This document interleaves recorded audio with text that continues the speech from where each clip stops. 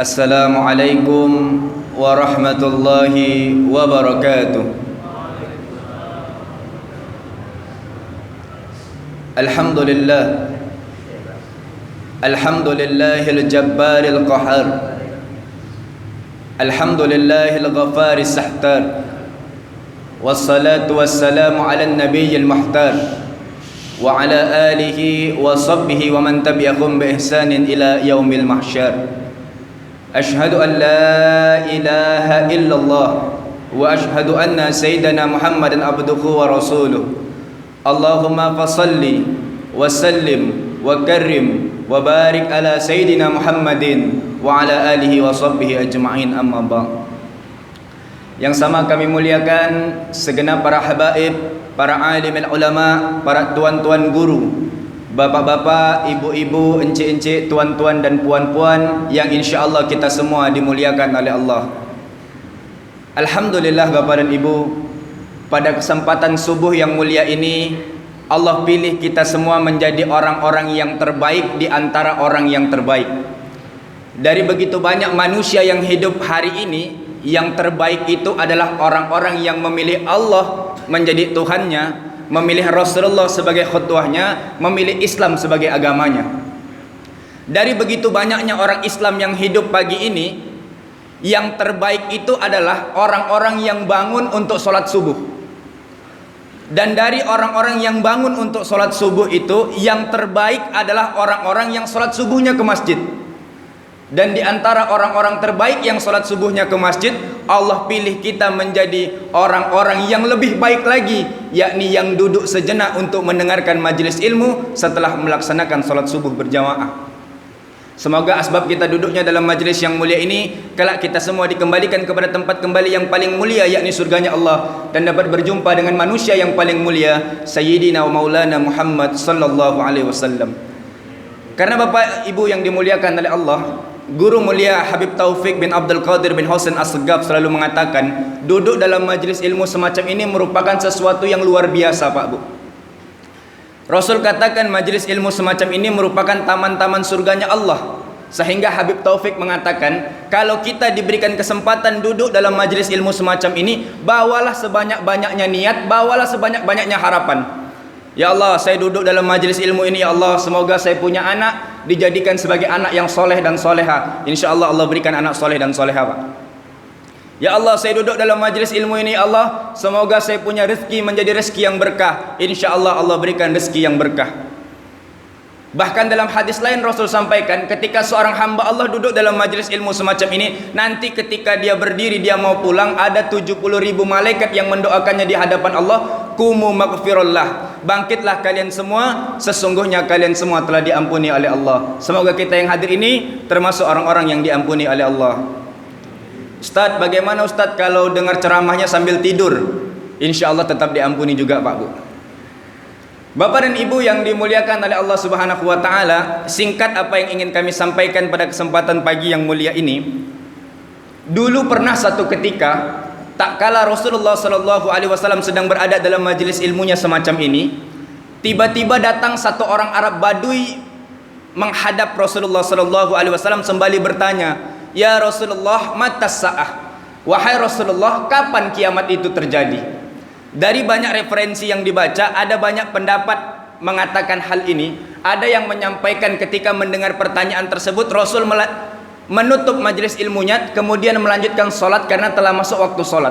Tapi apa yang dituliskan oleh Habib Taufik bin Abdul Qadir bin Husain As-Segaf, ketika mendengar pertanyaan tersebut, Rasul SAW tetap melanjutkan majelis ilmunya di hadapan para sahabat. Sehingga orang Arab Badui tersebut mengulangi lagi pertanyaannya, "Ya Rasulullah, matas sa'ah?" Wahai Rasulullah, kapan sih kiamat itu terjadi? Dua kali sudah dilontarkan pertanyaan itu oleh orang Arab Badui tersebut, masih belum didapatkan jawaban dari Rasulullah. Sehingga ia kembali mengulangi lagi, "Ya Rasulullah, matas sa'ah?" Wahai Rasulullah, kapan sebenarnya kiamat itu terjadi? Lalu Rasul sallallahu alaihi wasallam telah mendengar 3 pertanyaan yang sama dari orang Arab Badui tersebut. Rasul sallallahu alaihi wasallam pun memalingkan pandangannya menuju orang Arab Badui tersebut. Rasul katakan, "Wahai saudaraku, wahai sahabatku, apa yang telah engkau persiapkan untuk menghadapi hari kiamat tersebut? Apa yang telah engkau persiapkan untuk menghadapi hari yang besar itu? Sampai-sampai engkau berani bertanya, kapan kiamat itu terjadi? Jadi Bapak Ibu, Rasul ketika ditanya kapan kiamat itu terjadi, Rasul tidak jawab kapan kiamat itu terjadi. Justru Rasul bertanya, apa yang sudah engkau persiapkan untuk menghadapi hari yang besar itu? Maka orang Arab Badui tersebut pun tertunduk di hadapan Rasulullah. Ia katakan, "Ya Rasulullah, sesungguhnya aku tidak memiliki apa-apa. Aku tidak punya apa-apa. Aku tidak punya pahala salat yang banyak. Aku tidak punya pahala sedekah yang berlimpah. Tapi ya Rasul, aku memiliki satu." Apa itu? Yakni cinta kepada Allah dan Rasulnya. Maka ketika mendengar apa yang dikatakan oleh orang Arab Badui tersebut, Rasul SAW pun mengatakan, "Anta ma'aman ahbabta." Engkau akan dikumpulkan bersama orang-orang yang engkau cintai. Sayyidina Anas bin Malik mengatakan, tidak pernah kami para sahabat begitu gembira, begitu senang, begitu bahagia, melebihi tak kala kami dengar keluar daripada lisan Rasulullah bahwasanya seseorang itu akan dikumpulkan oleh orang-orang yang ia cintai. Pertanyaannya Bapak Ibu, kenapa para sahabat begitu senang? Kenapa para sahabat begitu gembira? Kenapa para sahabat begitu bahagia? Maka jawabannya, karena para sahabat memiliki cinta yang tulus kepada Nabi Muhammad. Dengan dalil tersebut, mereka yakin dan percaya kelak mereka akan dikumpulkan kembali bersama Nabi Muhammad. Kalau sudah dikumpulkan kembali bersama Nabi Muhammad, tidak ada tempat yang paling layak, yang paling cocok, yang paling pas, kecuali itu adalah surganya Allah Subhanahu wa ta'ala. Maka ini menjadi renungan pertanyaan bagi kita semua Bapak dan Ibu. Kita hari ini jika ditanya, pasti semua kita menginginkan surga. Tanya sama pejabat, Pak, banyak keinginannya. Oh, saya mau bangun aula, saya mau bangun jembatan, saya mau tambah periode. Tapi di ujungnya dia pasti katakan, saya mau meraih surganya Allah.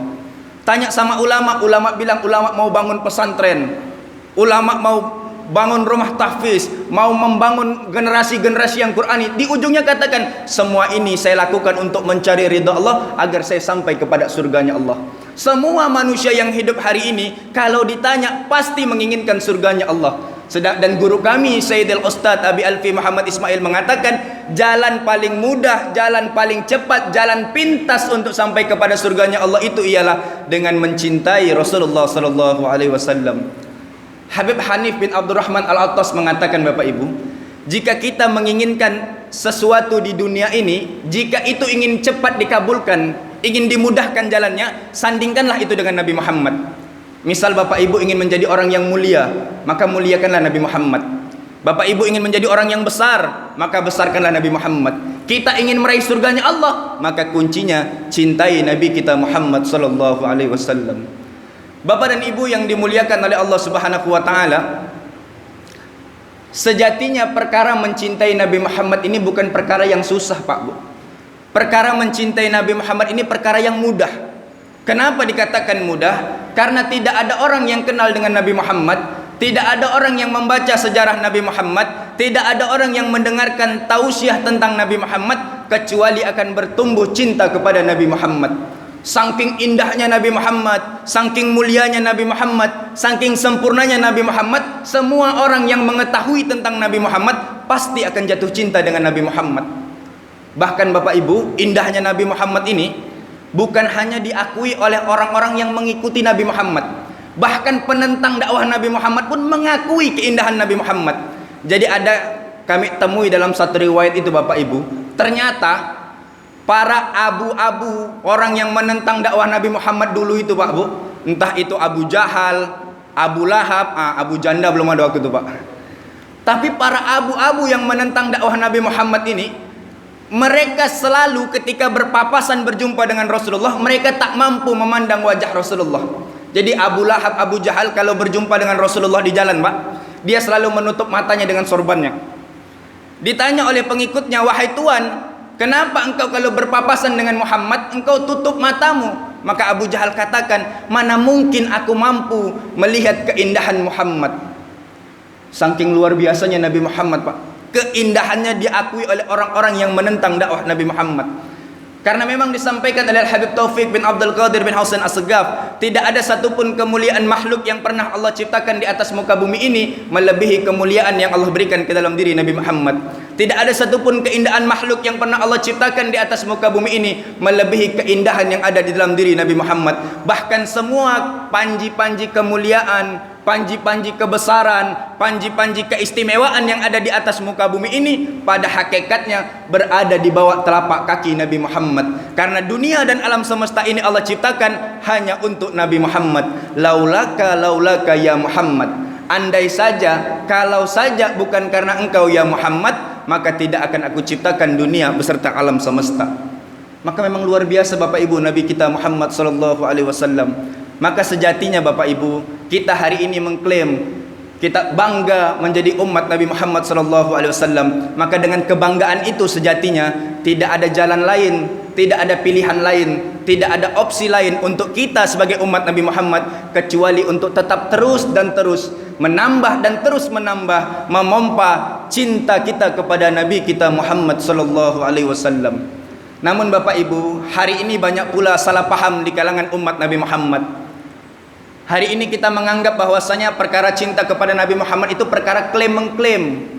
Sehingga semua orang hari ini mengklaim cinta Nabi Muhammad. Oh, sayalah yang paling mencintai Nabi Muhammad. Oh enggak, saya yang paling mencintai Nabi Muhammad. Semua mengklaim diri mencintai Nabi Muhammad.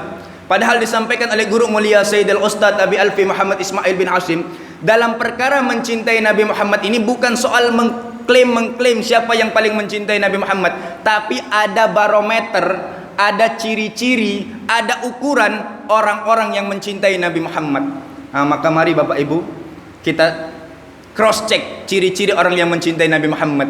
Kalau ciri-ciri itu ada dalam diri kita, maka boleh jadi kita benar orang-orang yang mencintai Nabi Muhammad. Tapi kalau ciri-ciri itu belum ada dalam diri kita, boleh jadi mulai hari ini kita tumbuhkan ciri-ciri itu sebagai bentuk cinta kita kepada Nabi Muhammad.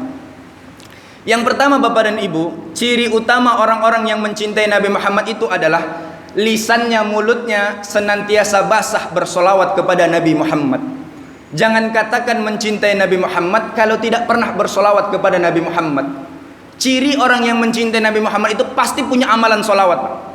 Sedang sendiri solawat kepada Nabi Muhammad, dalam perjalanan menuju kerja bersolawat kepada Nabi Muhammad, dimanapun tempat lisannya basah bersolawat kepada Nabi Muhammad. Karena ini merupakan ciri yang paling utama bagi orang-orang yang mencintai Nabi kita Muhammad SAW. Dan solawat ini jangan pernah dianggap remeh Bapak Ibu.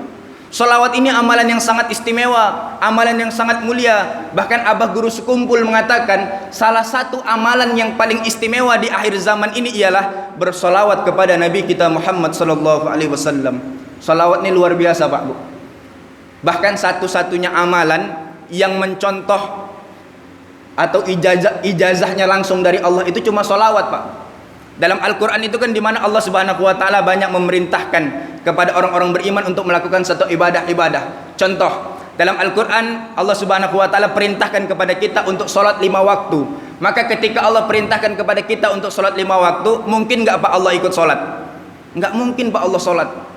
Begitu juga dalam Al-Quran surah yang kedua Al-Baqarah 183, di mana Allah memerintahkan kepada orang-orang beriman untuk puasa di bulan Ramadan. Maka ketika Allah perintahkan orang beriman untuk puasa di bulan Ramadan, mungkin nggak Pak Allah ikut puasa? Tidak mungkin Pak. Tapi hebatnya, ajibnya Pak, ketika Allah perintahkan kepada orang-orang beriman untuk bersolawat kepada Nabi Muhammad, Allah pun ikut bersolawat kepada Nabi Muhammad. Innallaha wa malaikatahu yusalluna 'alan nabi. Sesungguhnya Allah dan para malaikatnya mengucapkan solawat kepada Nabi Muhammad sallallahu alaihi wasallam. Maka terus Bapak dan Ibu banyak-banyak solawat kepada Nabi Muhammad. Ciri yang pertama, banyak solawat kepada Nabi Muhammad. Yang kedua Bapak dan Ibu yang dimuliakan oleh Allah, ciri barometer orang-orang yang mencintai Nabi Muhammad, yakni orang yang mencintai Nabi Muhammad senantiasa menjadikan Nabi Muhammad sebagai role model dalam menjalankan kehidupan. Orang yang mencintai Nabi Muhammad pasti mengikuti gaya hidupnya Nabi Muhammad. Orang yang mencintai Nabi Muhammad pasti mencontoh bagaimana Nabi Muhammad menghidupkan apa yang dahulu dihidupkan oleh Nabi Muhammad, menjalankan apa yang dahulu dijalankan oleh Nabi Muhammad. Inilah ciri daripada orang-orang yang mencintai Nabi Muhammad Bapak Ibu, menjalankan sunnah-sunnah Nabi Muhammad. Maka kita juga Bapak Ibu, mari sama-sama kita belajar menghidupkan sunnah.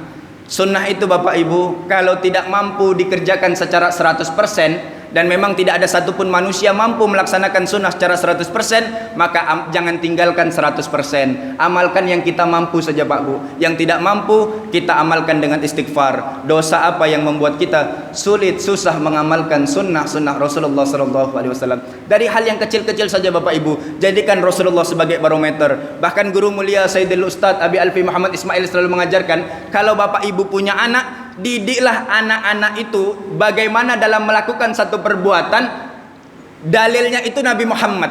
Sampaikan kepada anak, anakku kalau mau makan itu pakai tangan kanan. Kenapa Bapak mesti pakai tangan kanan? Karena Nabi Muhammad yang mengajarkan. Anakku kalau mau melakukan satu perbuatan yang baik, mulailah dengan mengucapkan Bismillahirrahmanirrahim. Kenapa harus dengan basmalah? Maka sampaikan, karena itu merupakan sunnah Nabi Muhammad. Jadi setiap perbuatan, tindakan yang kita lakukan bersumber daripada Nabi kita Muhammad SAW. Itu ciri yang kedua Bapak dan Ibu. Ciri yang ketiga, barometer yang ketiga orang-orang yang mencintai Nabi Muhammad. Maka orang-orang yang mencintai Nabi Muhammad, dia pasti juga akan mencintai orang-orang yang dicintai oleh Nabi Muhammad. Atau orang yang mencintai Nabi Muhammad pasti akan mencintai pewarisnya Nabi Muhammad SAW. Jangan katakan mencintai Nabi Muhammad kalau tidak mencintai pewaris-pewaris Nabi Muhammad yang membawa darah dan ilmunya Nabi Muhammad. Pewaris Nabi Muhammad itu Bapak Ibu ada dua.